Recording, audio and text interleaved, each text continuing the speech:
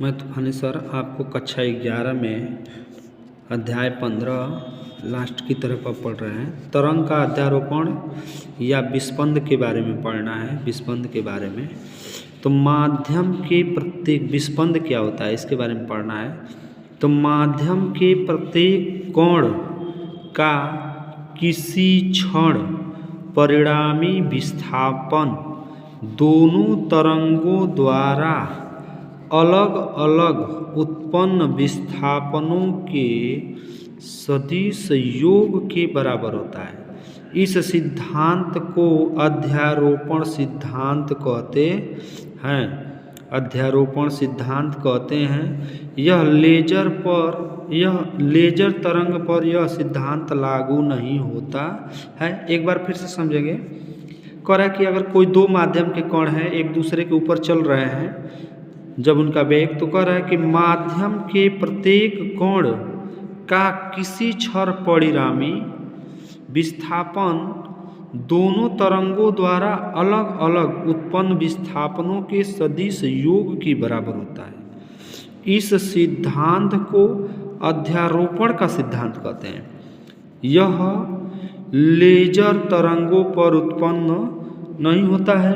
Laser तरंगों पर उत्पन्न नहीं होता है। इसके लिए हम जानते हैं कि इसमें जो अगर दो तरंग जिसका विस्थापन y1 व y2 हो तो y बराबर निकालेंगे तो y1 प्लस y2 होता है। दोनों का विस्थापन समीकरण आपस में अध्यारोपण के हिसाब से जुड़ जाते हैं।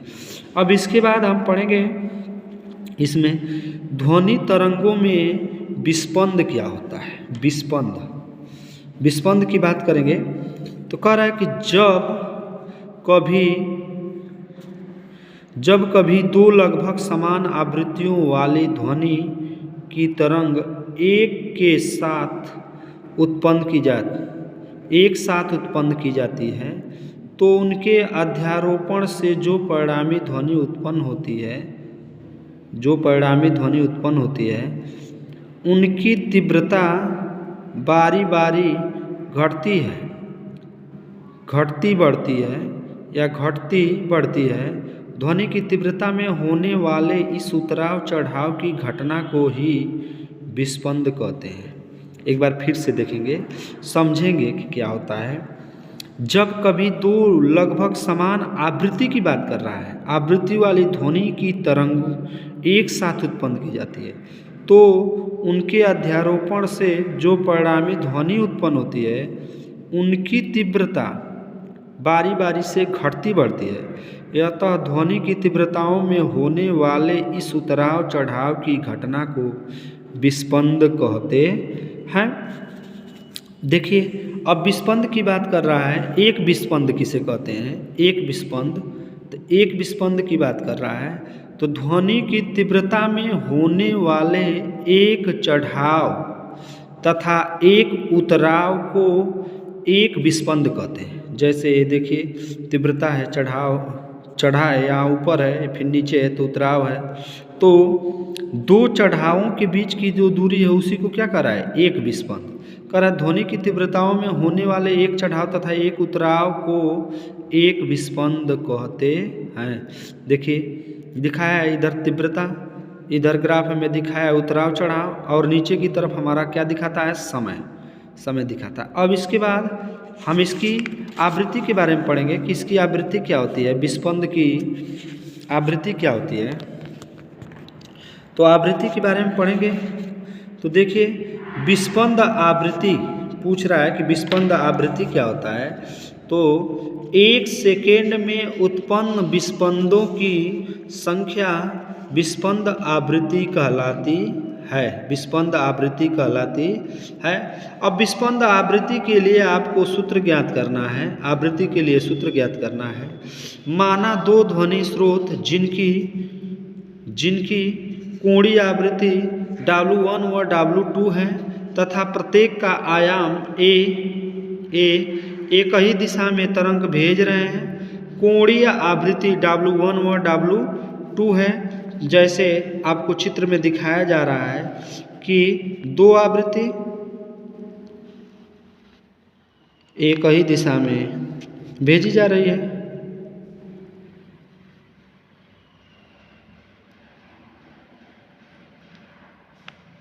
एक ही दिशा में भेजी जा रही है। तो दिखा रहा है कि इनका आयाम अलग एक ही हो, आयाम एक ही हो। देखिए आयाम एक ही जब होगा जब ये दोनों एक ही पर से जाएंगे। आयाम एक ही हो तो y1 बराबर, हमने आपको बताया था कि अगर ये y1 हो या y2 हो, अलग अलग हो, तो y1 बराबर a sine omega t minus के एक्स और y2 बराबर a sine omega t minus के एक्स। अगर मान ले रहे हैं कि दोनों में जो प्रक्षेपण बिंदु है x बराबर 0, तब अगर y1 की बात करें तो y1 क्या हो जाएगा, y1 बराबर a साइन ओमेगा t और kx का मान क्या हो जाएगा 0 बराबर ओमेगा t बराबर होता है 2 पाई n, तो a sine 2 pi n t कर देंगे।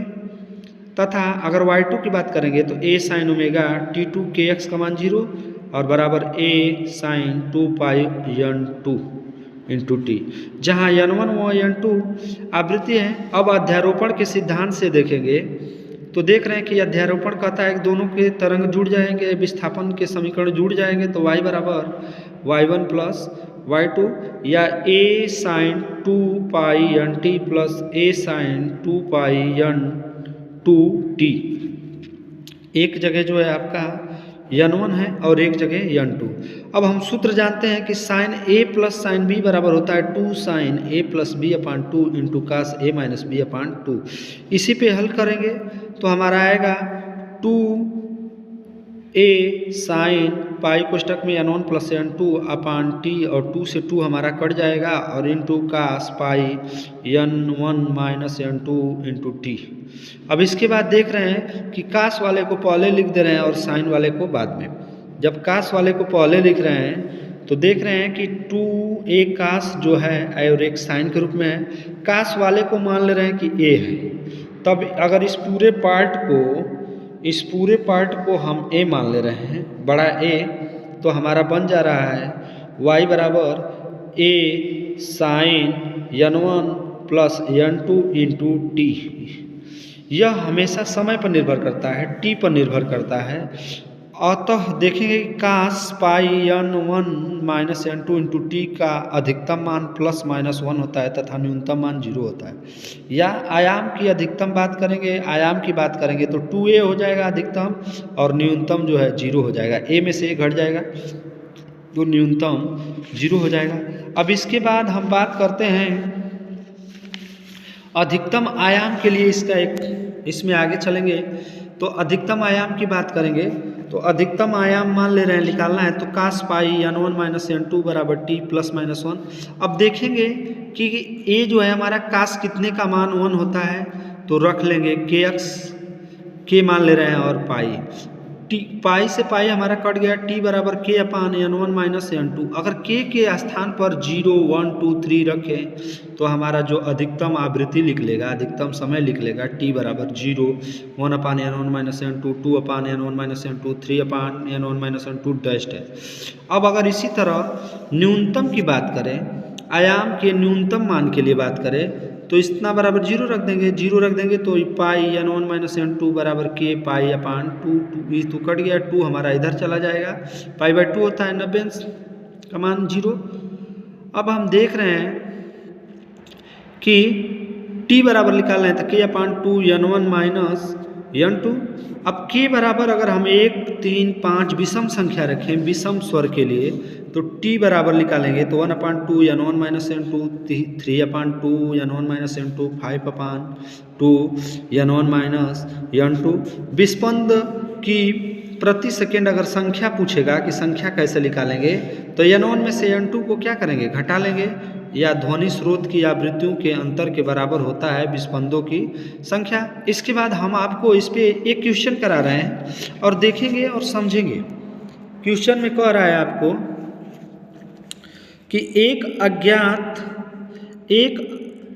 अज्ञात आवृत्ति वाले स्वरित्र को एक अन्य स्वरित्र के साथ बजाने पर जिसकी आवृत्ति 384 कंपन प्रति सेकेंड है, 6 विस्पंद प्रति सेकेंड उत्पन्न होती है। पहले स्वरित्र की भुजा पर मोम लगाकर फिर इसे दूसरी स्वरित्र के साथ बजाने पर 4 विस्पंद प्रति सेकेंड सेकेंड उत्पन्न होती है। अज्ञात आवृत्ति ज्ञात कीजिए। तो पहले के लिए अगर निकालेंगे तो हम सूत्र जानते हैं कि सूत्र होता है हमारा n1 प्लस माइनस n2, दोनों मान होता है अधिकतम और न्यूनतम के लिए माइनस, अधिकतम के लिए प्लस। तो प्लस जोड़ के देखेंगे तो हमारा मान आएगा अधिकतम आवृत्ति 390 और इसके लिए न्यूनतम निकालेंगे तो 378। अब कह रहा है नीचे इसमें दिखा रहा है आपको कि पहले स्वरित्र की भुजा पर मोम लगाने से इसकी आवृत्ति घट जाती है, परंतु अब विस्पंदों की संख्या प्रति सेकेंड 4 हो जाती है, अर्थात अब दोलन स्वरित्र की आवृत्ति में अंतर और भी कम हो जाता है। यह तभी संभव है जब मोम लगाने के पूर्व पहले स्वरित्र की आवृत्ति दूसरे स्वरित्र से अधिक हो, अर्थात पहले स्वरित्र की आवृत्ति 390 कंपन प्रति सेकेंड हो। एक और क्वेश्चन देखेंगे। क्वेश्चन देख रहे हैं, दो स्वरित्र ए और बी को एक साथ बजाने पर 5 विस्पंद प्रति सेकेंड उत्पन्न हो रहे हैं। बी की आवृत्ति 512 प्रति सेकेंड देखा जाता है। यदि स्वरित्र ए की भुजा थोड़ी रेत दी जाए तो विस्पंद की संख्या बढ़ जाती है। ए की आवृत्ति ज्ञात कीजिए। तो ए की संभवतः आवृत्ति निकालेंगे तो बढ़ जा रही है, तो हम इसमें 5 जोड़ देंगे तो और 5 घटा देंगे तो इसका आ जाएगा 517 अथवा 507। यदि स्वरित्र ए की भुजा को रेत देने पर उनकी आवृत्ति बढ़ जाती है, परंतु अब विस्पंदों की संख्या भी बढ़ जाती है, अतः ए की आवृत्ति 517 प्रति सेकेंड हो जाती है